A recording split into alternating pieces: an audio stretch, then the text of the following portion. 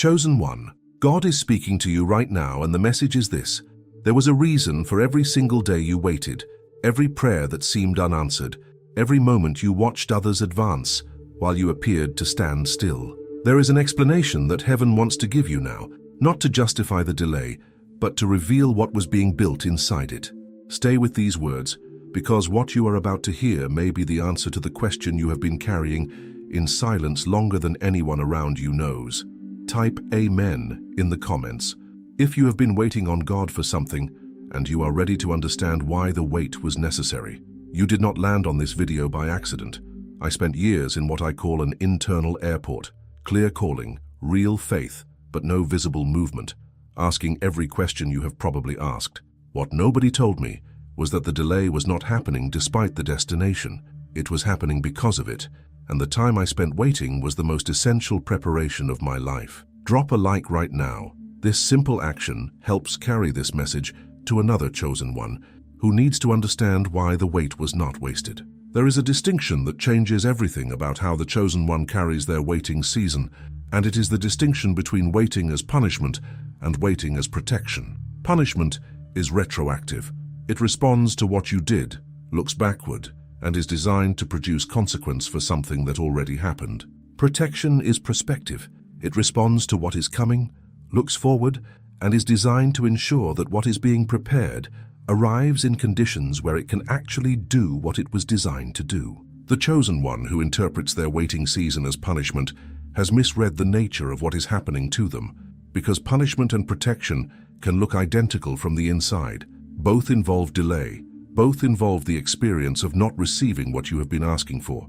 Both produce the specific frustration of someone who cannot yet see the reason behind what they are experiencing. The difference is only visible when you understand the direction in which the delay is oriented, and divine waiting is almost always oriented forward, toward what is coming, toward the protection of both the person waiting and the thing being waited for from the specific damage that premature arrival would have produced. The chosen one who makes this shift from reading their wait as punishment for what they were to reading it as protection of what they are becoming will find that the same season that felt like a sentence begins to feel like a gift, not immediately, and not without grief for what the waiting cost, but with a growing recognition that the protection was real and that the love behind it was more specific and more attentive than they had been giving it credit for. There was a specific opportunity in my life that I wanted with an intensity that I am almost embarrassed to describe now, looking back at it with the clarity that time provides. I had prayed for it, positioned myself for it, done everything I knew how to do to be ready for it when it came, and it didn't come. Not in the first window I expected it, not in the second, not even in the third, by which point I had moved through frustration and into a kind of resigned acceptance that this particular thing was simply not going to happen for me in the way I had imagined it. I interpreted the delay as rejection, as evidence that I was not as ready as I had believed, not as capable as I had hoped, not as clearly called as I had been telling myself. What I did not have the perspective to see from inside that interpretation was what became completely visible years later, that if that opportunity had arrived in the first window, I would have arrived to it without the specific relationships, the specific wisdom, and the specific character that the waiting season produced, and that arriving without those things would have meant arriving unprepared for exactly what the opportunity required. The delay was not evidence that I was insufficient. It was protection from the specific damage that my insufficiency at that time would have caused if the timing had aligned with my desire rather than with my readiness. God does not delay what is good through oversight, through forgetfulness, or through indifference to the experience of the chosen one who is waiting. He delays through love, the specific, forward-looking love of someone who sees the destination clearly enough to know that arriving before the preparation is complete would compromise the destination itself.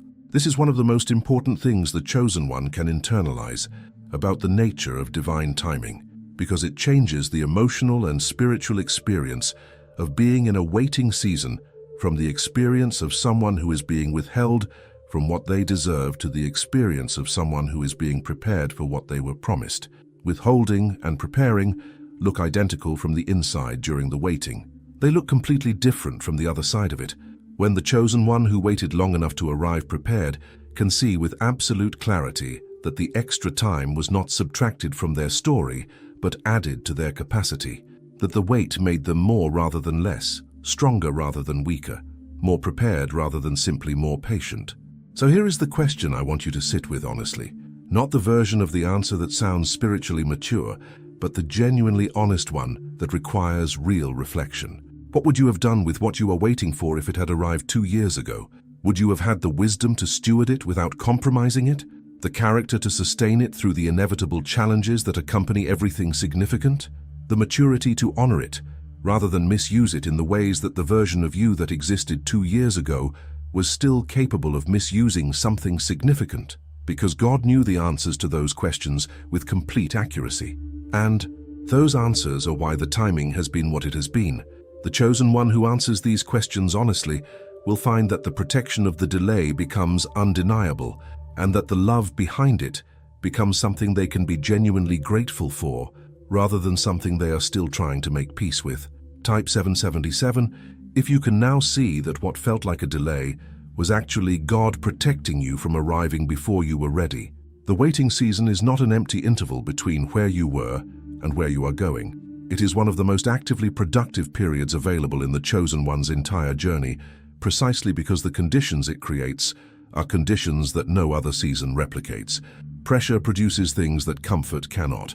Uncertainty develops things that clarity does not require. The sustained experience of continuing to move forward without visible confirmation builds in the chosen one a specific quality of faith that the seasons of obvious progress and immediate reward simply cannot manufacture, because that quality of faith only develops in the exact conditions that feel most hostile to its existence.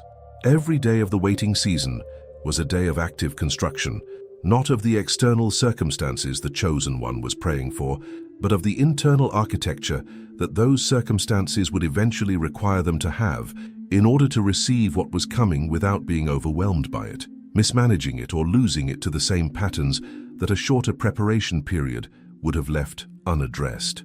I did an inventory once of everything I had developed during the longest waiting season of my life, and the list surprised me with both its length and its specificity. Patience that was not present before the wait, not the performed patience of someone gritting their teeth through delay, but the genuine settled patience of someone who had been in the uncertainty long enough to stop being destabilized by it.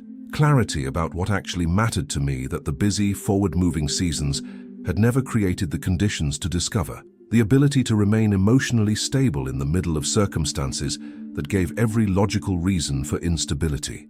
A faith that functioned in the dark, that did not require visible signs to remain operative, which is a categorically different and more durable kind of faith than the one that functions easily when the evidence is favorable. None of these things would have been developed if the waiting had not lasted as long as it did, and all of them became not just useful, but indispensable for what arrived after the waiting ended. What was built inside you during the waiting is not visible to the people around you, and that invisibility is one of the most disorienting aspects of a long waiting season, because you cannot point to it, cannot demonstrate it, cannot use it to justify to skeptical observers why the time was not wasted. But its invisibility to others does not diminish its reality or its significance. The character that was formed in the silence, the faith that was developed in the uncertainty, the wisdom that was deposited through the specific experiences that only the waiting created, these are not abstract spiritual concepts. They are real, functional, practically operative capacities that will express themselves in tangible ways in the season that follows the waiting, producing outcomes that the version of you that existed before the wait would not have been capable of producing. The chosen one who arrives at their next season, carrying what the waiting built, will find that they are equipped for it in ways that feel disproportionate to what they consciously did to prepare, because the preparation happened in the waiting, invisibly, and is now available for deployment in ways they are only beginning to discover. So here is the inventory I'm asking you to take, not of what you lost during the waiting, not of what you missed, not of the opportunities that seemed to pass while you were standing still, but of what you gained. What do you carry now that you did not carry before the waiting began? What capacity exists in you today that did not exist in the version of you that started the waiting season? What do you understand about faith, about God, about yourself, about what actually matters that you could not have understood without going through exactly what you went through for exactly as long as you went through it. The chosen one who takes this inventory honestly will find that the waiting was not subtracted from their story. It was added to their substance, and the substance it added is what makes everything that is coming possible in a way that the shorter, easier, more immediately satisfying version of the journey never could have produced. Nothing tests the faith of a chosen one with more quiet efficiency than watching other people receive what they have been waiting for while they remain in the same place. It is one of the most subtle and most effective forms of spiritual erosion, not dramatic enough to be obviously identified as an attack, but consistent enough to gradually reshape how the chosen one interprets their own journey. It begins with genuine celebration for the people around them who are advancing, which is real and right. But underneath that genuine celebration, a quieter and more corrosive process begins. The comparison, the calculation, the specific question that keeps returning with increasing insistence. When is it going to be my turn? And that question, repeated often enough and left without an answer long enough, begins to distort the chosen one's perception of their own story. What was previously understood as a season of preparation begins to be interpreted as a season of being passed over. What was trusted as divine timing begins to feel like divine neglect. The joy they feel for others who are advancing begins to be shadowed by a grief for themselves that they cannot always distinguish from bitterness, and the confusion of those two things creates a spiritual weight that compounds the difficulty of the waiting in ways that the waiting itself never would have produced alone. I passed through a season where watching the advancement of people around me became one of the primary sources of confusion in my spiritual life, and I want to be honest about what that experience actually looked like, rather than describing it with the spiritual composure that hindsight makes easier to perform. I wanted to celebrate genuinely, and I did celebrate because the joy I felt for them was real. But the celebration was accompanied by a quiet internal voice that asked the question I was too spiritually self-conscious to admit I was asking, why them and not me? That question did not feel noble. It did not feel like something a person of genuine faith should be entertaining. So I kept it beneath the surface while it did its erosive work, gradually introducing into my relationship with my own journey a comparison framework that had no legitimate place there, but that I had never directly addressed and therefore could not effectively resist. The chosen one who recognizes this pattern in their own experience is not spiritually deficient. They are human, and the recognition itself is the beginning of the freedom from it. What the chosen one could not see while they were watching others advance was the information they were missing that would have completely changed the comparison they were making. They could not see the specific struggles, the specific costs, the specific areas of unfinished work in the lives of the people they were comparing themselves to. They could not see the private difficulties that the public advancement was coexisting with in those other lives. And most importantly, they could not see the full picture of what those other people's advancement was preparing them for. Whether what arrived quickly would sustain, whether what looked like ahead was actually aligned, whether the speed of the advancement was producing durability or fragility in what was being built. Comparing your timeline to someone else's timeline is like comparing the growth calendar of wheat to the growth calendar of a grapevine. They are different crops with different seasons, different requirements, and different harvests. The fact that one is ready before the other is not evidence that the other is behind. It is evidence that they are different, growing toward different purposes, on timelines that were designed for what they specifically are, rather than for what someone else is. Your timing is not wrong because it is different from someone else's timing. It is yours, specific to who you are, what you carry, what is being prepared for you, and what you need to become before you can receive it in a way that produces what it was designed to produce, rather than what early arrival without sufficient preparation would have produced instead. The chosen one who genuinely receives this will find that the comparison that was eroding their faith loses its power, not because other people stop advancing, not because the temptation to compare disappears, but because the framework that made the comparison meaningful has been replaced by a more accurate one. A framework that recognizes each journey as specific, each timeline as designed, and each period of waiting as the particular preparation required for the particular destination that was always uniquely theirs. The chosen one was never behind. They were always exactly where their specific preparation required them to be, for exactly as long as their specific preparation required them to be there. If comparing your timeline to others has ever shaken your faith, type "My timing is in God's hands" down below. There is a perspective on the waiting season that is only fully available after it. The perspective of being able to see clearly what would have been lost if the wait had not happened. From inside the waiting, this perspective is impossible to access because the future that the waiting was protecting has not yet arrived and therefore cannot be seen. But from the other side, with the clarity that comes from having received what was being waited for and being able to trace the specific requirements of receiving it well back to what the waiting produced, the picture becomes undeniable. The chosen one who reaches that vantage point and looks back honestly will almost always find the same thing, that there were specific elements missing at the beginning of the wait.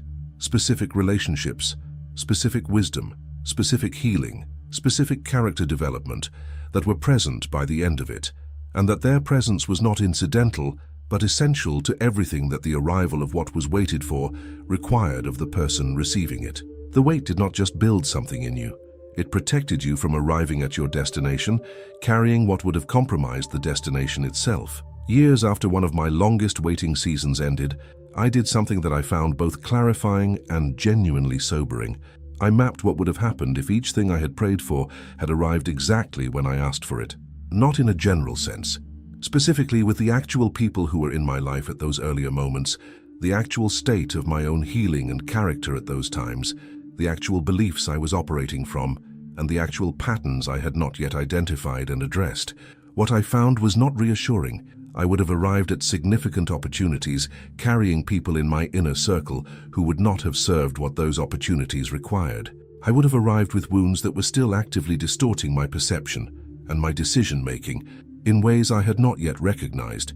I would have arrived without the specific clarity about my own values and direction that the waiting forced me to develop, and that lack of clarity would have caused me to make decisions in the early days of those seasons that would have cost me what the seasons were designed to produce. The wait was not keeping me from my destination. It was keeping my destination from being compromised by my premature arrival. The waiting season operates as a filter, and the chosen one who understands this will be able to see it not as a barrier between them and what they want, but as a protection of what they are waiting for from the specific damage that arriving with the wrong things would have caused. Things that needed to leave before the next season could begin were given the time to leave. Relationships that were not aligned with where the chosen one was going naturally completed themselves during the waiting, rather than being carried forward into a season they were never designed to be part of. Beliefs that would have caused the chosen one to mismanage what they received were identified and corrected during the waiting, rather than allowed to operate unchecked in a context where their consequences would have been significantly more costly. The waiting was not empty. It was active, performing the specific work of preparation and protection that made the arrival not just possible, but sustainable in ways that earlier arrival could not have been. So here is the honest reflection I am asking you to do. Not to produce guilt about the past, but to produce genuine gratitude for the waiting. What were you carrying 2 or 3 years ago that you are not carrying now? What wound was still open at the beginning of your waiting season that has since been addressed? What relationship was present in your inner circle that has since naturally resolved? What belief was operating in your decision-making that has since been corrected? Because each of those things, each wound treated, each misaligned relationship completed, each false belief identified and replaced, was something that could not have entered your next season with you without compromising what that season was designed to produce. The waiting created the time and the conditions for each of those things to be addressed. And the chosen one who can see this clearly will find that their gratitude for the waiting is not performed but genuinely felt. The specific gratitude of someone who understands that the protection they received was real, was targeted, and was an expression of a love that saw further ahead than they were able to see at the time. Every waiting season has a specific reason, not a generic one that applies to everyone who has ever waited for anything, but a reason that is particular to who is waiting, what they are waiting for, and what is being prepared to receive them on the other side. This specificity is one of the most important things the chosen one can understand about divine timing, because it prevents the kind of vague, generalized acceptance of waiting that sounds spiritual but does not actually produce the transformation that genuine understanding of the wait's purpose would produce. Saying God has a reason for my waiting is the beginning of wisdom about the season. Knowing specifically what that reason is, understanding the particular thing that the waiting was producing in you, removing from you, or protecting you from, is what transforms the waiting season from something you survived into something you can genuinely honor. The chosen one who seeks and receives this specific understanding will relate to their waiting season completely differently than the one who accepts it in general terms, because specific understanding produces specific gratitude, and specific gratitude produces a specific transformation of narrative that changes not just how you feel about the past, but how you approach everything that is coming. When I finally understood the specific reason for my longest waiting season, my emotional response surprised me.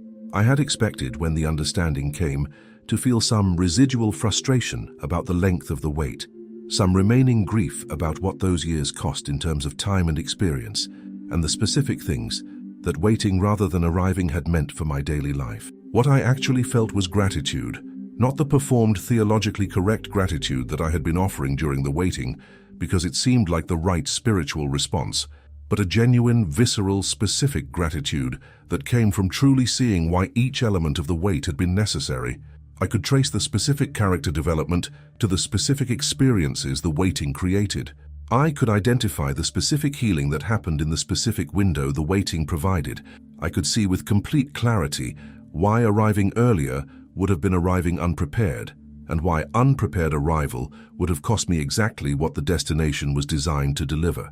The understanding did not erase the cost of the waiting, but it made the cost make sense in a way that transformed it from senseless suffering into meaningful investment. The specific reason for your waiting season may have multiple layers, and the chosen one who approaches this question with genuine openness rather than with a predetermined answer they are hoping to hear will find that the layers reveal themselves progressively rather than all at once. The first layer may be about who you needed to become, the specific character development, the specific faith development, the specific healing that required the conditions of the waiting to be produced. The second may be about what needed to be removed, the relationships, the beliefs, the patterns, the wounds that could not have been addressed in any other context with the same thoroughness that the waiting allowed. The third may be about what needed to arrive first, people, resources, opportunities that needed to be in place before the thing you were waiting for could land in conditions where it could produce what it was designed to produce. And the fourth may be about faith itself, the specific quality of trust that only develops in sustained uncertainty, that becomes available to the chosen one who waited long enough to build it, and that now qualifies them to carry what is coming in a way that shorter, easier, more immediately confirmed faith never could. Ask God now, genuinely, specifically, with the openness of someone who wants the true answer rather than the comfortable one. What was the specific reason for my waiting season? Then be still enough to receive what comes. Not the answer your mind generates from its own analysis, but the answer that arrives in the quiet of genuine receptivity, the one that lands with a specific quality of truth that is different from the conclusions of your own reasoning. The chosen one who receives this answer will find that it does something to their relationship with their own story that no amount of general encouragement about trusting God's timing could have produced. It transforms the narrative. The waiting that was experienced as loss is revealed as investment. The delay that was experienced as neglect is revealed as protection. The silence that was experienced as absence is revealed as the specific conditions required for the most important formation of the chosen one's life to happen without the interference that noise and movement would have created. Type, "The wait was worth it" in the comments if you are beginning to understand why every day of waiting was necessary. There is a specific quality to what arrives after a long waiting season that is simply not present in what arrives quickly, and the chosen one who has experienced both will recognize the difference immediately, even if they cannot always articulate precisely what produces it. It is the difference between fruit that ripened naturally on the vine over the full span of its required season and fruit that was artificially accelerated to market readiness before the internal development was complete. From the outside, they can appear similar. From the inside, in the taste, in the substance, in the nutritional depth, and in how long the fruit actually lasts before it begins to deteriorate, the difference is complete and immediately apparent to anyone who has experienced both. What God produces through a long waiting season is not simply the thing that was waited for. It is a version of that thing that has been worked, refined, and calibrated to arrive in alignment with the version of the chosen one that the waiting produced.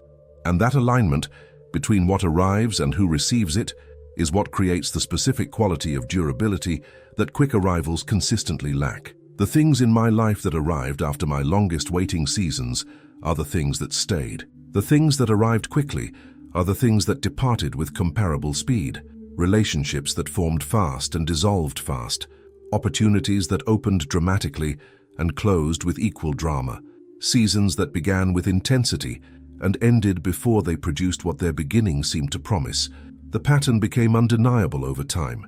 Depth of waiting and durability of arrival are directly correlated. What God takes time building, He also takes time sustaining. What arrives through a long process of preparation lands in prepared soil, takes root at a depth that shallow arrivals never reach, and produces over time a harvest that is proportional not to the excitement of the initial arrival, but to the depth of the root system that the waiting season created. The chosen one who understands this will stop measuring the quality of what they receive by the excitement of its arrival, and start measuring it by how long it lasts and how deeply it produces, which are the measures that the waiting season was always preparing them to appreciate.